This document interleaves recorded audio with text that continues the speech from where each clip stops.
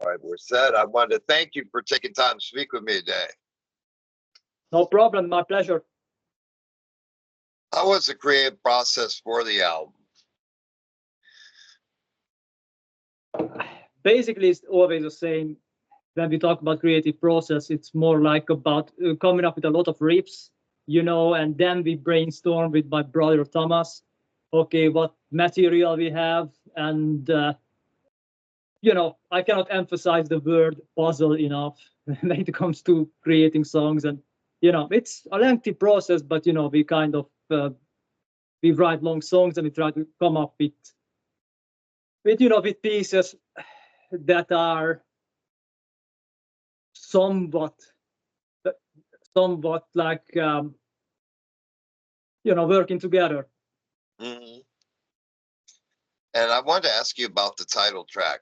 Was the album a working title before the track, or was it named after the track? Actually, the title itself came to me in a dream, and that's I don't know where it come from. I just woke up and I had this sentence in my head, so I wrote it down right away when I woke up, and afterwards, of course, I created sort of a concept to it, which kind of fits into today's zeitgeist, in my opinion. I don't know. We are all influenced by life and stuff, and especially this was on around the time of COVID, at least the tail end of COVID, and that was a very confusing time for us and for everybody else. So that's basically it. And another one of my favorite tracks off the album is Serpent and Lily. I wanted to ask about that and the idea behind the song. But then again, the idea behind the song was like we had a bunch of acoustic stuff, probably written during the time of our first record, and we wanted to use them. Okay, how we're gonna use them? You kind of we created two sections for the song, and we kind of meshed it together. Came up with riffs in the same key. It was kind of a very thoughtful process. It was for us. It wasn't random. We tried to make it work as a piece, as like an instrumental piece. And then I came up with a few lines of lyrics to it, which I think it turned out to be very good in my opinion. And it's basically it's a wedding wow kind of like thing, something like that, And this being my first experience with the band, I wanted to ask you, do you guys play live out and do shows? No, so far we haven't played live, but it's in the we have a plans for that. But let's say, first of all, I must say that like it's only two of us doing this band, and we always hire like session musicians to record albums, and it was kind of a new idea for us. Then we wanted to record, we wanted to make an album, of course, and we have name in the Finnish underground, so we kind of know, okay, who to call, who can pull off the stuff, and and it turned out to be great, to be honest, but it's definitely something we consider in the future, and that's really all I can say about it right now. And listening to the album, it has a live feel and it has such a dynamic range that would be, I think, just amazing put on a stage. Yeah, especially I agree. I would love to do that. It depends on the offer, and it's quite hard to do gigs here in Finland these days. It's a lot of clubs we had closed down, and I don't want to complain about it, but it's getting harder for us, to book decent gigs, with decent equipment and backline and whatnot, but never say no. I would love to do it, and thank you. Yeah, we would love to do it, especially with songs from the first album. It would really work, I think. Absolutely. And in the States, we went through the same thing during the COVID period, where clubs, they just couldn't make payments. They couldn't, they're not getting anyone in there. So a lot of clubs got closed down, and they're finally opening up again, and pretty much everything's in full swing now here in the States. So it's thriving really well now. That's good to hear. Yeah, same to us, you know, same thing. And I'm really kind of grateful for the USA, because we get a lot of listeners from the United States, like compared to our level, you know. It's like so it's really cool that like people listen to our albums in the United States, for example, or Canada, or the South America, you know. It's pretty cool. I wanted to ask him, and speaking of your sound, what were some bands that influenced your style? Too many. Yeah, well, yeah, I can mention some, but you know, we don't have all day. But yeah, let's say you know, the peace-filled bands of the 90s, you know, this Dead Doom, the British Dead Doom, definitely, you know, we cannot even deny that.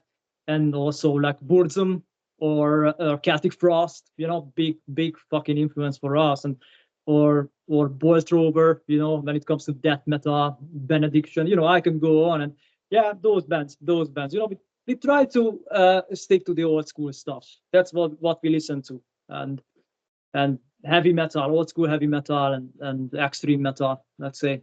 But yeah. And I think that one of the great qualities of your band is that even in having influences and numerous ones, as you mentioned, you have a style that's very unique and of your own, and that's what makes you stand out. Thank you. And I cannot disagree. Although, you know, I try to look at it from the outside. You know, I'm very critical with my work, and I really appreciate when somebody says, "Okay, I really do like your music. You sound really cool." You know, it's hard for me to say, but yeah, it's good to hear, nonetheless. And I wanted to ask about the concept behind the album artwork as well. How did that come to you? The album artwork, it's a photography. It's a photograph by my fiance, actually. We travel around the world, you know, especially Europe these days, and we go to see places like churches or graveyards and whatnot, you know. And she took this picture, I don't know, maybe in 2020 or even earlier, you know. And I was just like going through my computer. Okay, what material I have for the cover art, because I had a idea for a real painting, an oil painting, like on the first record. However, it did not come to fruition, so I had to come up with something, and we used that and use that picture. And I think it looks really good, and it fits for the title track a lot. It's actually depicting a scene from the Rapture. You know, it's very biblical. Yes. I do like the aesthetics of this dark Christian aesthetics. I think it lends itself very well to doom or death metal or any sort of artistic, you know, extreme music, because it's a powerful, bigger than life sort of concept. And I think it resonated with me, so I used it. That's really the story about it, behind it. I wanted to ask you as well, if you could take me back in time and tell me how Spirewell became a reality.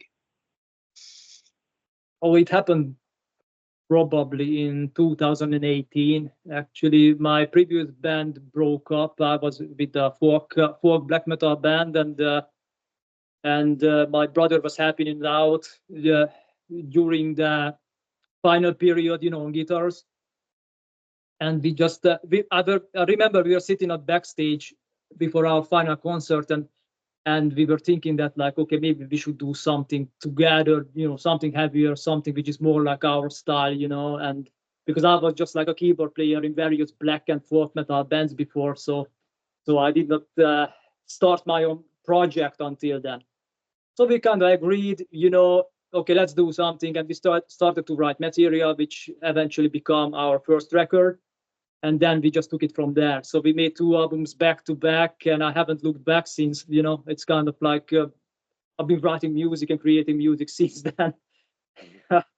So yeah, that was really the idea, because we both love the British style of that doom, this sort of you know, very dark, but at the same time it's monumental and full of pathos, full of you know, powerful message. And I think that's what we strive for.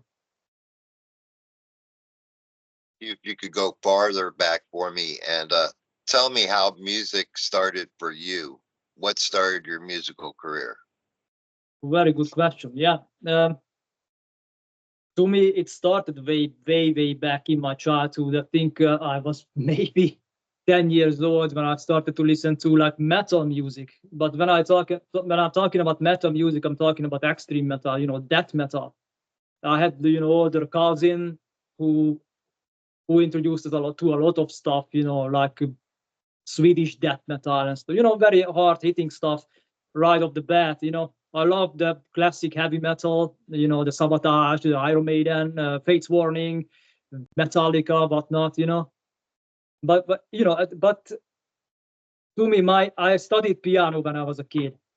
How to play the piano. So I started out like that, and I practiced. I came across bands, from Finland mainly.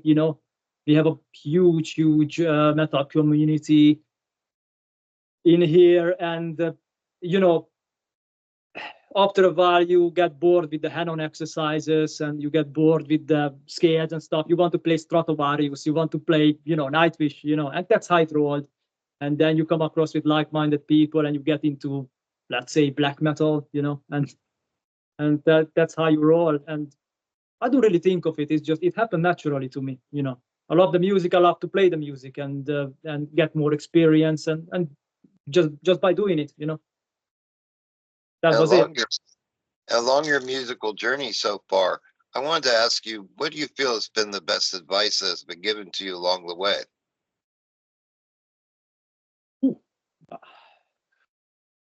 I have, yeah, I received some advices. Some of them were bad, some of them were good. You never know. It all comes by experience. The best advice what I received actually uh, from a manager of some other folk metal band. He said, like, you never show your music, you never tell too much, you just do what you do, and people will resonate with that. Don't talk about it too much, just do it. And I think that spoke to me a little bit. Like a kind of like I like being a little bit of a lone wolf when it comes to it. I close myself and I just create, and then I write. And on the other hand, it's hard to say. There were bad advices, but I don't want to talk about those. But yeah, always keep it true, keep it fucking heavy and true, and you're out of the water. I wanted to ask, in creating the music that you do, it's very powerful, as we spoke of, and it's very driven. I wanted to ask you, when you're creating a piece that's 8 to 10 minutes long, what at what point does something go off in your head that says, okay, it's enough, I've done enough for this track, I don't, what I mean, instead of going overboard and over the top and losing that raw feel? Mm. What are some things that you do that keep you away from that? I think it's about the flow, and because you can cram a lot of riffs in one song, and you can go off the fucking charts, for 30 minutes, because you come up with stuff, and it's and it's kind of easy to do because, for example, we don't really repeat riffs. For us it's more like about one epic piece, and it just goes on and on. But with other bands, let's say Sleep, they write a song an hour long with two riffs or one riff in it. That's way more difficult to do, like the Dope Smoker, for example. But and when I feel like, okay, the flow is kind of getting okay, it maybe less is more. I like writing riffs, I like writing long songs and epic pieces, and I imagine how the keyboards would go and how the second guitar would go. And I don't know, it's just intuition, just a feel thing. Yeah, Okay, I just quit. right. Yeah. And I wanted to ask, in the process of today's day and age, I wanted to ask you, do you feel it as an advantage or a disadvantage the way the music industry is today? Disadvantage to us, or Yeah, disadvantage to as an artist what? coming up today, do you feel that go doing more hands-on, more being in charge of everything that is you? Mhm. It gives you certain freedoms, but in the other sense, as far as maybe the marketing aspect and stuff, then you have to become a marketer, then you have to become a promoter, then you have to become this and that. So do you feel that the trade is even? I feel like it's a little bit in the gray zone. You kind of need to do some marketing on your own, but on the other hand, I think with the advent of social media, especially the widespread use of social media, things just gotten out of hand, and I don't know myself how to handle it, and I think it can be a disadvantage for bands who are just starting up, like the new bands, and because there's so many out there, and it it depends how far you want to take it. It depends how much you want to promote. But my advice would be, if you really are serious about your band of music or stuff, after all, you really need to find a distributor, or somebody who does that for you, at least partially for you, not doing it on your own, because it's difficult. And when it comes to like the bigger artists, yeah, probably it's easier for them because there's so many tools are available. And yeah, I don't know. It's really like a double-edged sword, to be honest, in my opinion. But you try to do your best, and that's the best you can do. And I wanted to ask you, when you're not working on music, what do you enjoy in your spare time? I love hiking, for example, and the biking, and just being outdoors, in the forest or whatever. It can be anything to do, picking mushrooms or whatnot. And I love nature, and that's a very Finnish thing to do. And because it's kind of it's a relaxing and peaceful experience, and it grounds you. And I love traveling as well, to other countries and discover places, or seeing historical sites and get inspired by them, and that's a plus. And apart from that, I'm just like any other person, normal guy, love cooking, love good food, good beer, Sure. Yeah, And fair enough. and as far as what kind of weather are you experiencing there at this time of year? uh, for us, it's right now it is -7 Celsius, which probably 17 Fahrenheit or something like that. So it's cold, right? But I think this winter is kind of mild compared to the ones we had before. Because in Finland we tend to get really, really brutal winters, and it's a pain in the ass. I bet. And how often do you guys get together to create? To rehearse or just write, or Yes. Yeah, to okay. get together and create.